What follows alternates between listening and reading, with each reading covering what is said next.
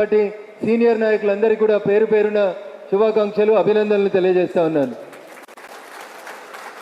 ఈ నెల 26వ తారీఖున శివరాత్రి వస్తుంది. నాకు తెలిసి మనందరికీ పెద్ద పండుగ. కొందరు కొమరల్లి మల్లన్న పోతారు, కొందరు ఏడుపాయల దుర్గమ్మ దగ్గరికి పోతారు, ఇంకొందరు శ్రీశైలం పోతారు.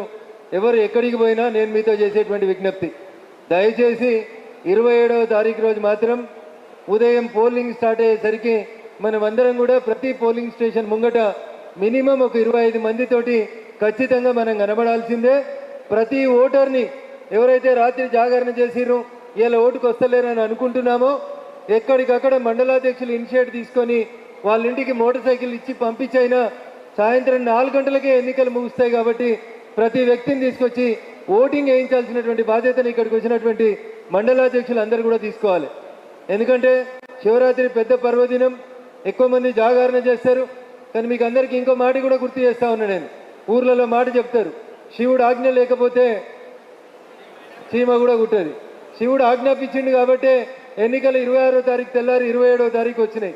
కాబట్టి అందరు కూడా మంచి మనసుతోటి, పెద్దలు ఇద్దరు కూడా సేవాభావంతో, అటు అంజిరెడ్డి గారు కానీ ఇటు కొమరయ్య గారు కానీ వారు ఉన్నటువంటి రంగాల్లో, వారు ఉన్నటువంటి ప్రాంతాల్లో గత కొన్ని సంవత్సరాలుగా నిస్వార్థంగా ప్రజలకి సేవ చేస్తూ వచ్చినటువంటి వ్యక్తులు ఇద్దరు. కాబట్టి దయచేసి రఘునందన్ మెదక్ పార్లమెంటుకు పోటీ చేసినప్పుడు మీరందరూ ఎట్లయితే ఓట్లేసి మా పార్టీ నాయకులందరూ కష్టపడి రఘునందన్ గెలిస్తే మేం గెలిచినామని చెప్పి కష్టపడి నా గెలుపులో ఈ మెదక్ గడ్డ నుంచి 15,000 ఓట్ల మెజారిటీ ఇచ్చి నన్ను అయితే ఆశీర్వదించిరో మొదటి స్థానంలో ఓట్లు సంపాదించుకోవాలని చెప్పి నేను మీ పార్లమెంట్ సభ్యుడిగా మీకు అందరికీ కూడా సవినయంగా విజ్ఞప్తి చేస్తా ఉన్నాను. ఎందుకో దీని వెనకాల నా స్వార్థం కూడా ఉంది. జిల్లాలో మనకి ఎవరు లేరు. ఎమ్మెల్యే ఇటు మల్క కొమరయ్య గారిని, అటు అంజిరెడ్డి గారిని ఇద్దరిని గెలిపించుకుంటే ఎవడున్నాడు రా బీజేపీకి ఒక్కడే ఉన్నాడు అనే చోట ఒకని ప్లేస్లో రాష్ట్ర యువమోర్చా అధ్యక్షుడు మిత్రుడు సహచర న్యాయవాది మహేందర్ గారిని వేదిక మీదకి రావాల్సిందిగా కోరుతా ఉన్నారు. టీఆర్ఎస్ వాళ్ళు 6 ఎమ్మెల్యేలు ఉన్నారు, కాంగ్రెస్ 1 ఎమ్మెల్యే ఉన్నాడు, బీజేపీకి 1 నెలకో 2 నెలకో రాబోయేటువంటి స్థానిక సంస్థల మొత్తం కూడా కాషాయం చేయిస్తామంటే మళ్ళీ చేతులు ఎత్తుర్రు. ఎందుకంటే నేను మళ్ళీ చెప్తా ఉన్నా, శివరాత్రి పండుగ అన్న రాత్రి అంతా జాగరణ చేస్తారు, దైవం మీద భక్తితోటి ఉంటారు. పొద్దున్న లేస్తే భారతీయ జనతా పార్టీ నాయకులు మనం 2 అక్షరాలు చెప్తాం. 1 దేశం కోసం, 2 ధర్మం కోసం చేస్తున్నామని చెప్తాం. మరి ఆ దేశం కోసం, ధర్మం కోసం తెలంగాణలో భారతీయ జనతా పార్టీ అధికారంలోకి రావడానికి ఇప్పుడు జరుగుతున్నటువంటి మన 2 ఎమ్మెల్సీ ఎన్నికల్ని స్పష్టంగా గెలిపించాలనేటువంటి ఒక ఆలోచన రావాలి. ఎంత ప్రేమనైతే మీరు నా ఎన్నికలలో చూపెట్టిరో, ఎంత కష్టాన్ని అయితే నా ఎన్నికలలో పడ్డారో, రగన్న గెలిస్తే మేం గెలిచినట్టు మా కష్టాలు తీరుతాయని అనుకున్నారో, ఆ రగన్నకి వేన్నీళ్ళకి చన్నీళ్ళు తోడుగా ఇంకో 2 ఎమ్మెల్సీలు వస్తే ఖచ్చితంగా ప్రతి కార్యకర్త కష్టంలో భారతీయ జనతా పార్టీ మీ ఎంపీ నిలబడతాడని చెప్పి ఈ సందర్భంగా తప్పకుండా తెలియజేస్తా ఉన్నాను. ఈ మధ్యలో మీరంతా చూసిర్రు, గజ్వేల్ అసెంబ్లీ పరిధిలో కొండపాక అనేటువంటి మండలాధ్యక్షుడిని రాత్రి పోలీస్ స్టేషన్కి తీసుకొచ్చి రాత్రి రిమాండ్ చేస్తామని పోలీసులు కొట్లాట పెట్టినప్పుడు రాత్రి 11 గంటల నుంచి తెల్లవారుజామున 3 గంటల దాకా పోలీస్ స్టేషన్లో కూర్చొని అరెస్ట్ అయిన మండలాధ్యక్షుడిని, మిగతా కార్యకర్తలందరినీ బెయిల్ మీద ఇంటికి ఎవరు తెచ్చిరు? మీ మెదక్ ఎంపీ ఆడిపోయి వకీలుగా నిలబడి కొట్లాడి తెచ్చిండు. మెదక్లో కూడా నేను ఎంపీగా గెలిచిన తర్వాత ఒక దురదృష్టకరమైనటువంటి సంఘటన జరిగింది. అప్పటి జిల్లా పార్టీ అధ్యక్షుడు మిత్రుడు గడ్డం శ్రీనివాస్తో పాటు భారతీయ జనతా పార్టీలో పేరున్న ప్రతి నాయకుడిని పోలీసు వాళ్ళు ఏరి కేసులు పెట్టి రిమాండ్ చేస్తే నల్లకోట వేసుకొని పోయి కోర్టులో నిల్చొని మనోళ్ళందరినీ బయటికి ఎవరు తెచ్చిర్రు? మరి అట్లా 24 గంటలు మీకోసం కష్టపడుతున్న మీ ఎంపీ చేతులు మెదకోళ్ళే, గెలిచేది నిలబడేది కూడా మెదకోళ్ళే. నిలబడదామా వద్దా? ఈ గ్రాడ్యుయేట్లు, ఈ టీచర్లు, లెక్చరర్లు మనకు సపోర్ట్ చేయకపోతే మనం గెలుతుంటిమా? ప్రతి నాయకుడు, ప్రతి కార్యకర్త ఒక దీపం ఇంకొక దీపాన్ని వెలిగించినట్టు ఎక్కడోళ్ళెక్కడ కష్టపడి పనిచేసిరు. కాబట్టి మనకి ఎమ్మెల్యే, కాంగ్రెస్ ఎమ్మెల్యే ఉన్నప్పటికీ కూడా మెదక్లో మనం 15-16 వేల మెజార్టీ తెచ్చుకున్నామా లేదా? ఇప్పుడు ఒక పోటీ నడుస్తుంది ఈ ఎమ్మెల్సీ పరిధిలో. ఈ ఎమ్మెల్సీలో 4 జిల్లాలు ఉన్నాయి, ఉమ్మడి జిల్లాలు. ఎన్ని? మెదక్, కరీంనగర్, నిజామాబాద్, ఆదిలాబాద్. ఈ 4 జాగాలలో ఎవరున్నారు ఎంపీలు? ఎవరున్నారు? మన ఎంపీలే ఉన్నాం. నిజామాబాద్ పోతే అరవింద్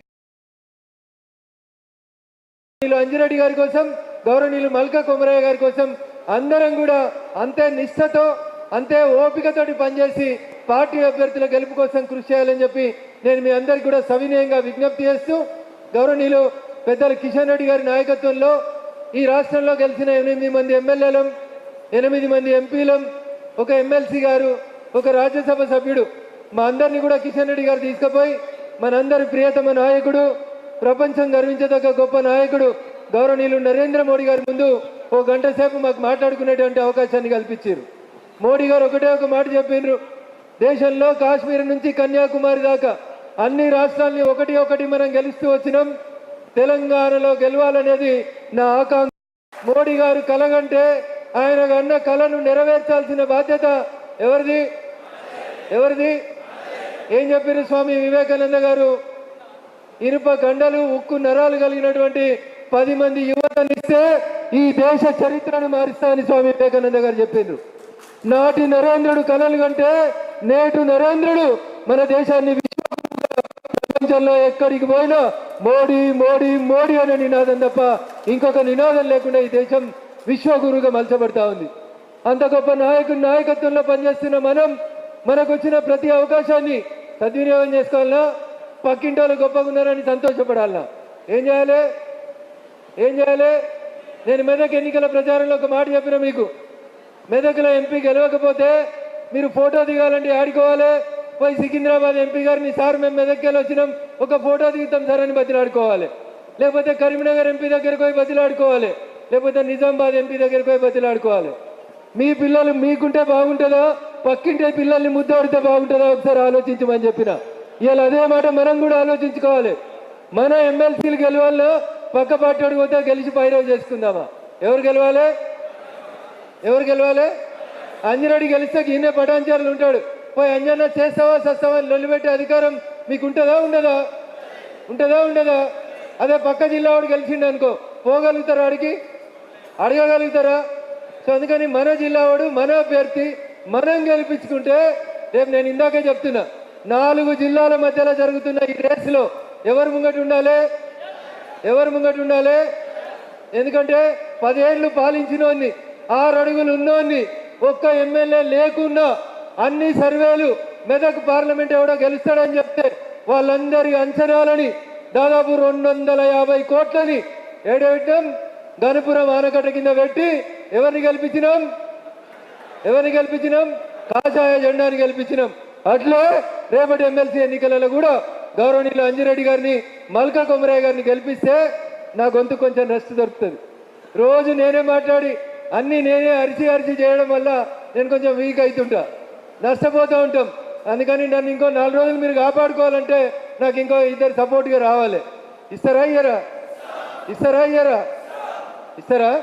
సో అంతే విశ్వాసంతో కిషన్ రెడ్డి గారు వస్తామని అడిగితే నేను చాలామంది గ్రాడ్యుయేట్ మిత్రులకి, ప్రైవేట్ స్కూల్లో టీచర్లకి, యాజమాన్యాలకు రిక్వెస్ట్ చేసి ఒక్కరోజు ముందు చెప్పిన ఇంత పెద్ద సంఖ్యలో ఇక్కడికి తరలి వచ్చినటువంటి గ్రాడ్యుయేట్ మిత్రులకి, పార్టీ నాయకులకి, ఉపాధ్యాయ సోదరులకి, సంఘాలను పక్కన పెట్టి కొంతమంది ఉపాధ్యాయ మిత్రులు వచ్చారు, వారందరికీ కూడా శిరస్సు వంచి నమస్సుమాంజలు తెలియజేస్తూ, చివరిగా మా జర్నలిస్టు మిత్రులు కూడా, అనేక మంది జర్నలిస్టు మిత్రులకు ఓటు ఉంటుంది, చాలామంది మీరు కూడా గ్రాడ్యుయేట్సే కాబట్టి అన్న మా రగన్న గెలిస్తే మా ఈనాడు విలేకరు గెలిచినట్టు, మా రిపోర్టర్ గెలిచినట్టు అని ఆ రోజు మీరు నా కోసం ఎట్లా కష్టపడ్డారో ఇప్పుడు రేపు అదే రకంగా అంజిరెడ్డి గారి కోసం, మల్కా కొమరయ్య గారి కోసం కూడా మౌత్ టు మౌత్ క్యాంపెయిన్లో మీరు మాకు సహాయపడాలని మనస్ఫూర్తిగా మిమ్మల్ని అందరినీ వేడుకుంటూ అవకాశం ఇచ్చిన వేదిక మీద ఉన్నటువంటి రాష్ట్ర పార్టీ అధ్యక్షులు మరి మీకు అందరికీ కూడా శిరస్సు వంచి నమస్సుమాంజలు తెలియజేస్తూ సెలవు తీసుకుంటా ఉన్నారు.